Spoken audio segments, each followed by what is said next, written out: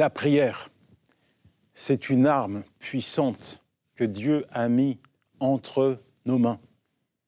Dans ta main, tu tiens une arme qui te permet d'actionner, d'activer le bras de Dieu. La prière. Prie sans cesse, ne baisse pas les bras. Facile à dire, dur à faire. Je me souviens, jeune chrétien, je lisais souvent des autobiographies d'hommes de Dieu. Et parfois, il y en a qui disaient les combats étaient rudes, difficiles, beaucoup d'engagement dans le ministère, et ils prenaient des jours de jeûne, de prière, des jours où ils cherchaient la face de Dieu. Et c'était des personnes qui arrivaient à se retirer de la scène, du public, de la foule, pour se retrancher dans la présence de Dieu. Et moi, jeune chrétien, je ne comprenais pas pourquoi il en était ainsi pour eux. Pourquoi ces hommes qui, apparemment, avaient beaucoup de succès, avaient besoin de se retrancher dans la prière. Et avec le temps, j'ai compris, que finalement, il faut passer du temps dans la présence de Dieu. Finalement, c'est dans la présence de Dieu que nous sommes dans la meilleure position pour recevoir les choses de Dieu et pour faire face aux défis, aux combats, aux luttes, aux batailles, aux réalités de la vie. Dans la présence de Dieu, tout commence. Dans la présence de Dieu, il y a Dieu lui-même. Dans la présence de Dieu, nous nous mettons sur les genoux et nous supplions Dieu d'intervenir, d'agir et de se manifester dans notre vie. Dans la présence de Dieu, nous l'invoquons et nous lui faisons comprendre que sans lui, on ne va pas y arriver.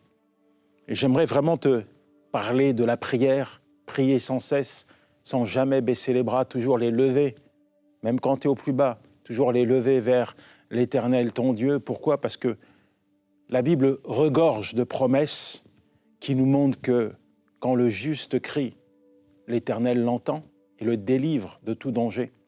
Quelles que soient les saisons, quelles que soient les étapes, quels que soient les succès, quels que soient les échecs, il nous faut toujours prier.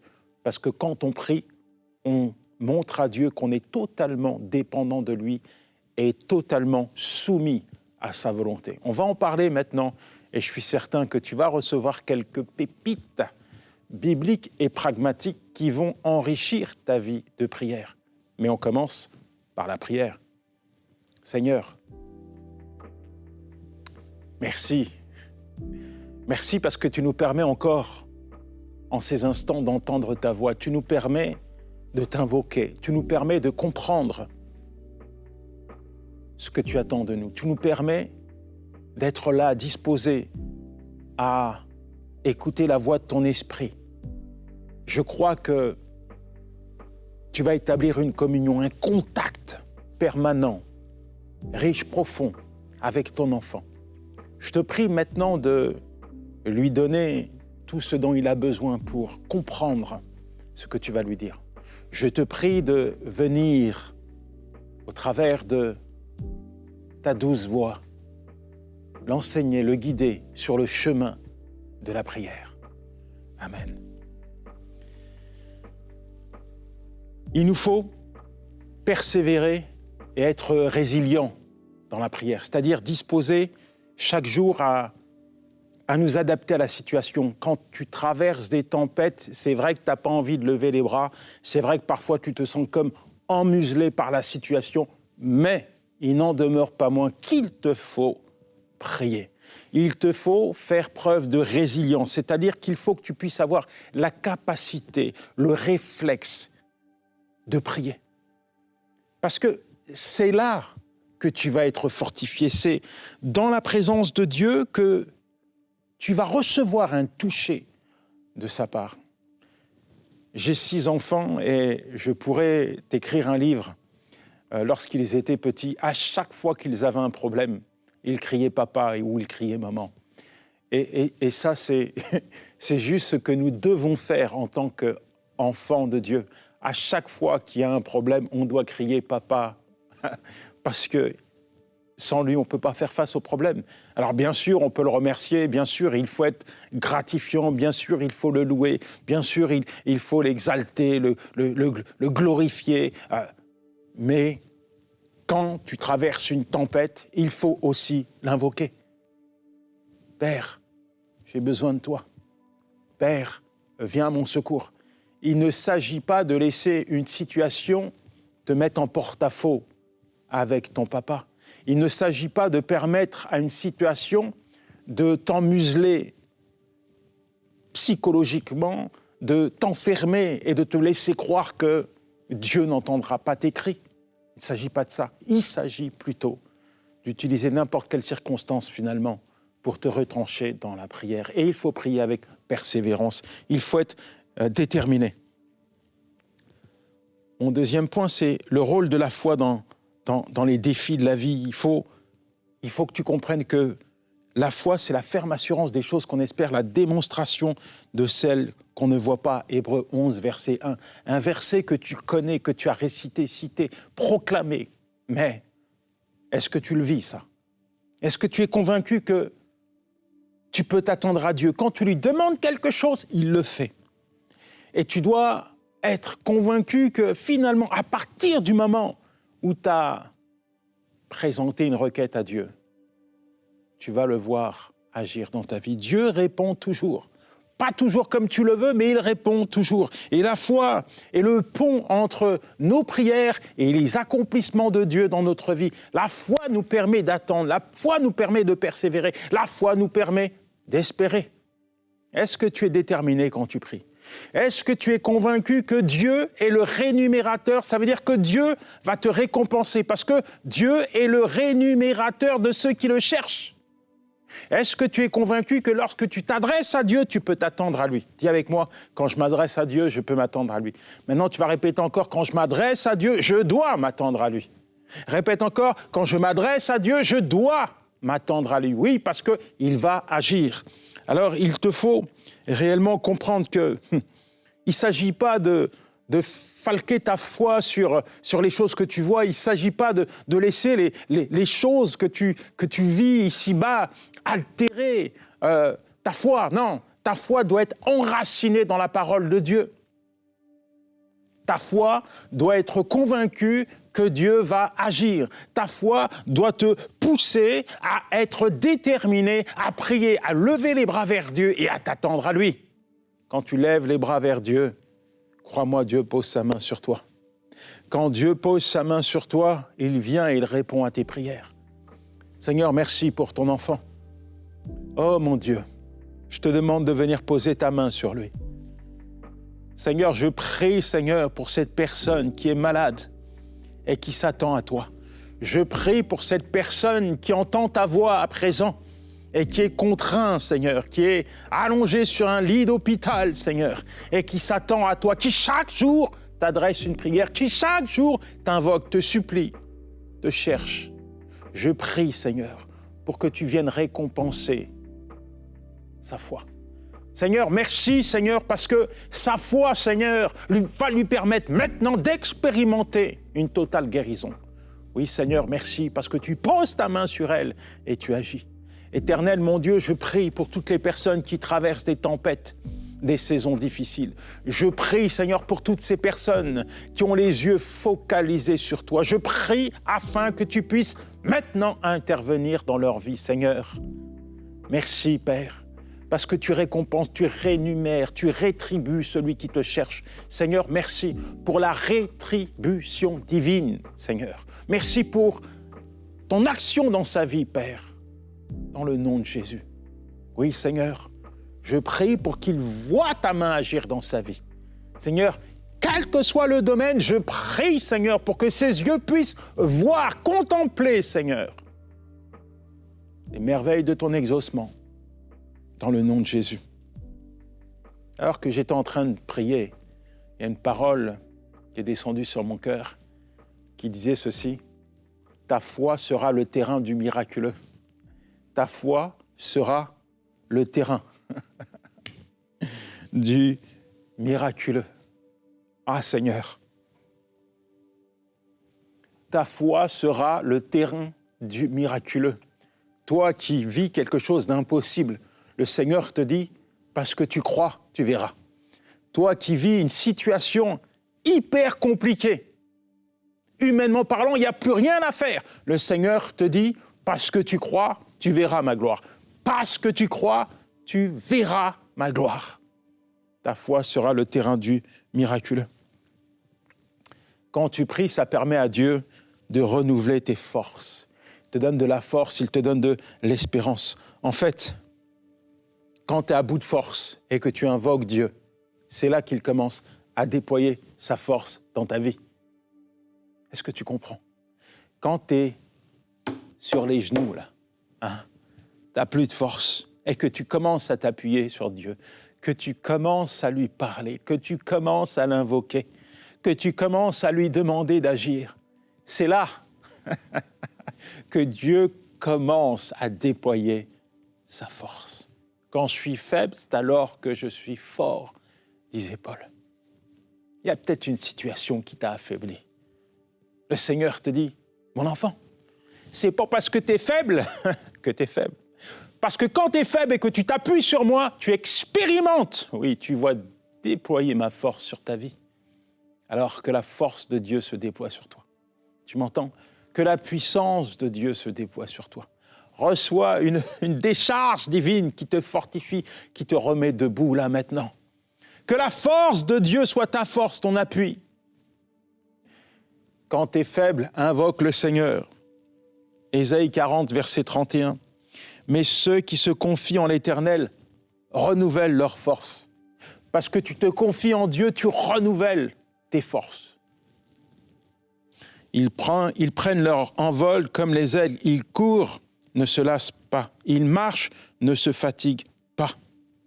Il est impératif pour toi, pour moi, pour nous, chaque jour, de se retrancher dans la présence de Dieu afin qu'il renouvelle nos forces.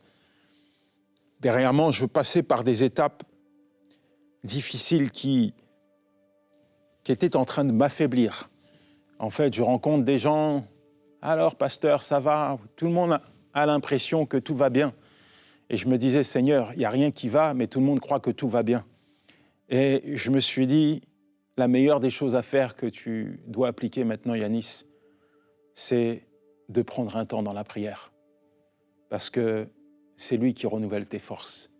C'est lui, quand tu es à terre, qui te remet debout et qui te donne une impulsion pour que tu repartes, lui et lui seul. Alors c'est ce que j'ai fait. Tout naturellement, j'ai été dans la présence de Dieu. J'y suis encore d'ailleurs. Et je m'aperçois que chaque jour, il me redonne des forces. Je ne sais pas si tu as vécu des saisons, des moments comme ça, où tu n'as pas besoin forcément d'aide extérieure. Tu as besoin d'une force. Tu as besoin d'un toucher de Dieu. Tu as besoin de quelque chose qui n'est pas humain. Tu as besoin que Dieu intervienne. Je te parlais d'une étape, mais je me souviens d'une autre étape où j'étais là littéralement au bord du précipice.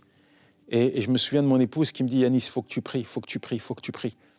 Et chaque jour, je priais, chaque jour, c'est comme si Dieu me redonnait un peu de force, un peu de force, un peu de force. Et c'est peut-être ton cas, tu as peut-être besoin là, maintenant, que Dieu vienne, que Dieu te remette debout, que Dieu renouvelle tes forces. Toi, tu as besoin de reprendre ta marche, de reprendre ta route, de poursuivre ton chemin. Alors je vais prier pour toi. Seigneur, merci pour ton enfant, parce que même quand nous sommes au plus bas, Seigneur, tu viens à notre rencontre pour nous remettre debout. Même quand nous avons l'impression que nous sommes perdus, tu viens pour nous remettre sur le droit chemin. Même lorsque nous sommes à bout de force, Seigneur, tu viens nous toucher afin de nous fortifier. Alors je prie pour ton enfant et je te demande, Seigneur, un toucher de ta part. Viens, Seigneur, le toucher là où il est. Viens le saisir. Viens l'envelopper de ton amour. Prends-le dans tes bras, Seigneur. Que le souffle de ton esprit lui permette de reprendre son envol, Seigneur. Je ne sais pas quelle course tu courais, mon ami. Je ne sais pas quelle était ta route. Mais la force de Dieu te remet debout et sur ta route. Je dis que Dieu te remet sur ta route. Toi qui as envie de t'arrêter parce que c'est trop dur, c'est trop compliqué, le Seigneur te dit qu'il te remet sur la route qu'il a tracée pour toi. Garde cette parole dans ton cœur. Et puis, quand on persévère dans la prière, eh bien, on voit Dieu nous accorder le fruit, la réponse à nos prières. Je pense à cette veuve et le juge. Fais-moi justice. Mais je pense également tout simplement à cette parole du Seigneur qui dit « Cherchez, frappez, demandez, et vous allez me trouver, je vais vous répondre ». Je pense qu'il y a une vraie clé qui nous permet de vivre des victoires lorsque nous sommes déterminés à ne rien lâcher, lorsque nous sommes déterminés à frapper encore et encore, à prier, invoquer, supplier, exprimer notre besoin au Seigneur. Je crois qu'il y a une victoire, je crois que Dieu honore ceux qui persévèrent. Et la persévérance sera la clé qui va te permettre d'ouvrir les portes de l'impossible. La persévérance va te permettre d'expérimenter quelque chose d'incroyable, d'inimaginable. Persévère, ne t'arrête pas. Tu as envie de t'arrêter, Dieu te dit persévère, continue de me chercher. Tu as envie de tout stopper parce que c'est trop dur et trop compliqué et trop pesant, tu as envie de passer à autre chose, mais Dieu te dit persévère, ne t'arrête pas, ne t'arrête pas, ne t'arrête surtout pas, persévère, parce que je vais te répondre, parce que je vais intervenir, parce que je vais agir dans ta vie. Il y a peut-être des résistances, tu sais, comme Daniel, au bout de 21 jours, tout à coup, il voit l'exaucement de ses prières. Il y a peut-être des oppositions dans ta vie. Il y a peut-être l'ennemi qui essaie de te décourager, de t'empêcher de vaquer à la prière. Il a vu ta détermination, mais il veut la saper, l'arrêter, la détruire. Il a vu ta consécration, mais il s'acharne sur toi, histoire de briser toute ton espérance, ta détermination. Ne l'écoute pas, c'est un menteur. Il est même peut-être en train de te dire « ça ne sert à rien de prier, ça ne sert à rien d'invoquer, le Seigneur, ça ne sert à rien de persévérer dans ton attitude. Arrête, stop l'affaire, ça ne marche pas pour toi. » C'est un menteur. Il ne faut pas l'écouter. Écoute le Seigneur qui te dit « persévère, persévère, avec foi, avec détermination, crois que Dieu a préparé quelque chose pour toi. » Et il faut que tu agisses. C'est l'importance de l'action, l'importance de passer à l'action. Ce n'est pas parce que tu ne vois pas que Dieu ne travaille pas. Ce n'est pas parce que tu ne vois rien qu'il faut t'arrêter. Dieu prépare. Dis avec moi, il prépare une bénédiction, il prépare mon exaucement. Répète encore, Dieu prépare ma bénédiction, Dieu prépare mon exaucement. Dieu travaille souvent dans les coulisses. Dans les coulisses, dans le silence, Dieu prépare la réponse à ta prière. Dans le silence, alors que tu ne le vois pas, alors qu'il n'y a rien de perceptible, Dieu prépare. Et quand Dieu entre en scène, boum, la situation change. Ça va changer pour toi. Je dis que ça va changer pour toi parce que Dieu a préparé quelque chose. Dieu a préparé ton exaucement. Dieu a préparé la réponse à ta requête. Alors persévère, ne t'arrête pas. Persévère, ne lâche rien, n'écoute pas les mensonges du diable et crois fermement que Dieu va agir. Et quand Dieu va agir, tu seras fier de toi. Tout comme Dieu est fier de toi, tu seras fier de toi. Et tu te diras, j'ai bien fait de persévérer, j'ai bien fait d'obéir à la voix de celui qui me disait, continue à me chercher, j'ai bien fait d'écouter la voix de mon Dieu, j'ai bien fait de suivre et d'appliquer sa parole dans ma vie et dans mon cœur. Persévère. Si tu persévères, tu vas voir la gloire de Dieu se manifester dans ta vie. Alors, bien sûr, on va prendre un temps de prière et je veux vraiment que tu lèves les bras vers Dieu. Hein. Tu ne les mets pas à terre et tu ne fixes pas le sol. Pour ça, j'ai dit prier et lever les bras, prier sans cesse et ne baissez pas les bras. Pourquoi ?